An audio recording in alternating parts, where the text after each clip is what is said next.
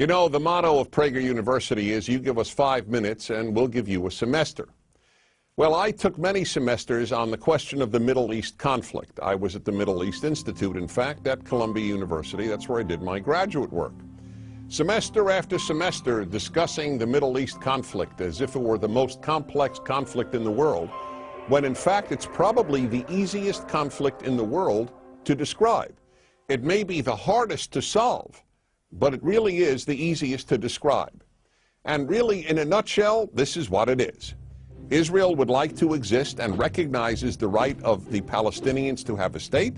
The Palestinians, however, and many other Muslims and Arabs, do not recognize the right of a Jewish state of Israel to exist.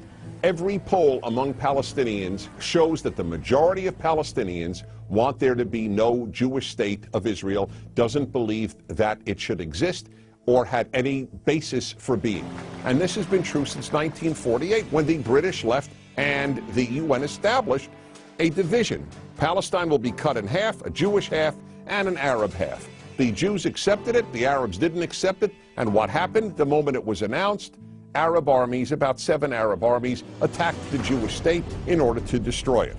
To everybody's surprise, the little Jewish state survived, and that was pretty much it. And then it happened again in 1967 when the dictator of Egypt, Gamal Abdel Nasser, said we are now going to extinguish the Jewish state of Israel. And Jordan joined him and Syria joined him, but Israel attacked first, and so Israel survived. And that is how Israel, and only that way, came to occupy what was called the West Bank of Jordan, where many Palestinians lived, because many Palestinians lived in that part of Jordan.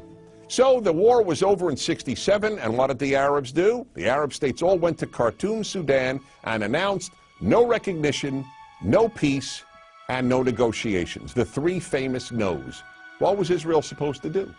Then Israel made an agreement to give the entire Sinai Peninsula, an area of land bigger than Israel, with oil, back to Egypt, because they said they would make peace with Israel. Israel gives territory back for peace, and it will always do that. But is there really a desire for peace on the part of Israel's enemies, which broadcast after broadcast on TV and radio in the Palestinian areas is about how Jews should be killed and how Allah wants Jews to be killed? That's the typical broadcast on Palestinian television. And so it's not hard to explain the Middle East dispute. One side wants the other dead. You know what the motto of Hamas is? The motto of Hamas is, we love death as much as the Jews love life.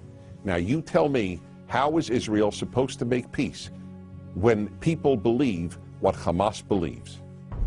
Now here is one of the most important things nobody talks about. Everybody talks about a Palestinian state. Why didn't anybody talk about a Palestinian state while the Palestinians lived under Jordanian rule? Because the truth is, people started talking about a Palestinian state once the Palestinians were under Israeli rule, because it was always a way to destroy the Jewish state of Israel. And I say Jewish state because that's what it is. There are many, many Arab states, but there's only one Jewish state. It is about the size of New Jersey. In fact, Israel is the size of El Salvador. El Salvador. And yet, if a Martian came to the earth and they visited the United Nations, or they read the world's newspapers or watched world television, they would believe that the biggest problem on earth is a state the size of New Jersey and El Salvador, this state of Israel. This preoccupation with a little democratic, humane state is absolutely irrational. And here's another question to be asked. If Israel tomorrow put down its arms and said, we will fight no more, what would happen? If the Arab countries around Israel said, we will fight no more, we put down our arms, what would happen? In the first case, there would be an immediate destruction of the state of Israel, with mass murder of the Jews of Israel. In the second scenario I presented, where the Arabs put down their arms and said, we just want peace, there would be peace the next Wednesday. The fact is, as I said at the outset, it is a very simple problem to describe. One side wants the other dead. And if they didn't, there would be peace. And yet, please remember this. There has never been, never in the history of the world, a state in that area in what is called geographically Palestine that was not Jewish. Israel is the third autonomous Jewish state to exist in that area. There was never an autonomous Arab state. There was never an autonomous Muslim state. There was never an autonomous any other state. That's the issue.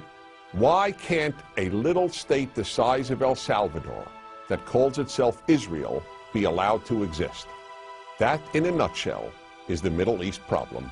I'm Dennis Prager.